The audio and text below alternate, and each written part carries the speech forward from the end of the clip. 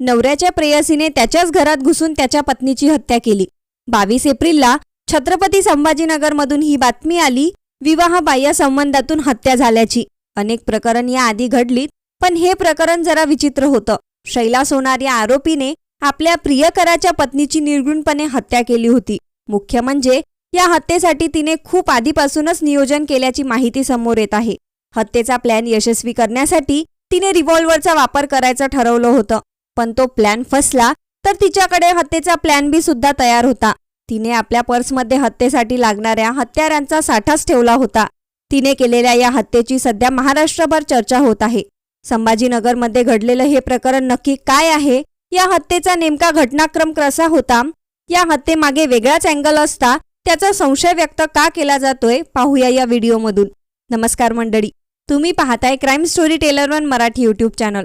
छत्रपती संभाजीनगरच्या वाडूज MIDC मध्ये महेंद्र सोनपेटकर यांचा एक लघु उद्योग आहे। 2009 मध्ये शैला सुनील सोनार ही महिला महेंद्रच्या कारखान्यात कामाला लागली। नंतर हळूहळू त्यांची ओळख वाढली, त्यांच्यात जवळीक वाढली आणि त्यांचे प्रेम संबंध सुरू झाले। त्यांचे हे संबंध विवाहबाह्य होते, पण 2011 नंतर त्यांच्यात वाद व्हायला सुरुवात झाली। वाद विकोपाला गेल्यानंतर महेंद्रने शैला आणि शैलाशी असलेले सगळे संबंध तोडून टाकले, पण शैलाने महेंद्रचा पिच्छा काही सोडला नाही।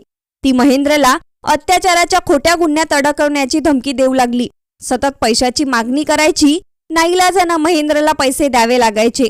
अशाच धमक्या देऊन शैलानं महेंद्रकडून तब्बल 36 लाख रुपये उकळले। आता हे सगळं सुरू असतानाच 2024 मध्ये महेंद्रने शैलाला पैसे द्यायला नकार दिला। तिने पुन्हा एकदा खोटा गुन्हा दाखल करण्याची धमकी दिली, पण महेंद्रने तिच्याकडे दुर्लक्ष केलं, ज्यामुळे एप्रिल-मे 2024 मध्ये शैलानं वाडूज MIDC पोलीस स्टेशनात महेंद्रच्या विरोधात तक्रार दिली।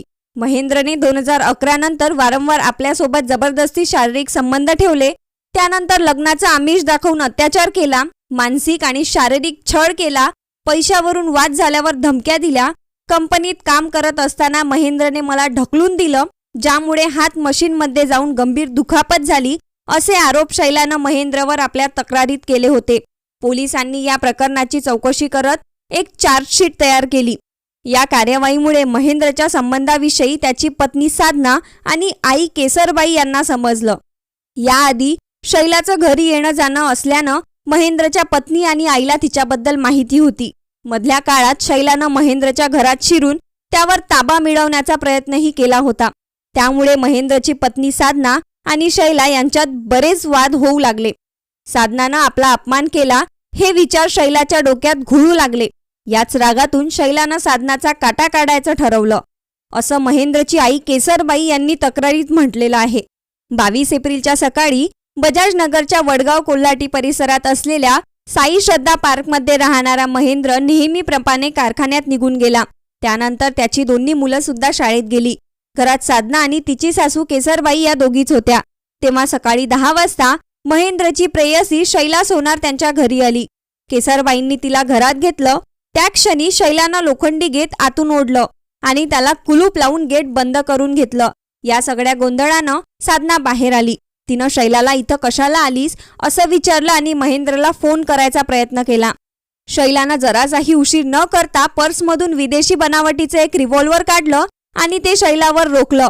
शैला ट्रिगर दाबणारच तेवढ्यात केसरबाईंनी हिम्मत करून शैलाच्या हातातून बंदूक हिसकावून घेतली आणि खिडकीच्या बाहेर फेकून दिली, पण तरीही शैला थांबली नाही। तिने लगेचच पर्समधला पेपर स्प्रे काढून तो साधना आणि केसरबाईंच्या डोळ्यावर फवारला।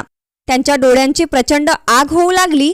दोघे या हल्ल्यातून सावरण्याचा प्रयत्न करत असतानाच शैलानं सोबत आणलेला चाकू काढून साधनावर सपासप वार करायला सुरुवात केली।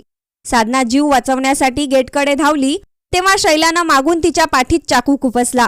या वारानं साधना जागीच कोसळली।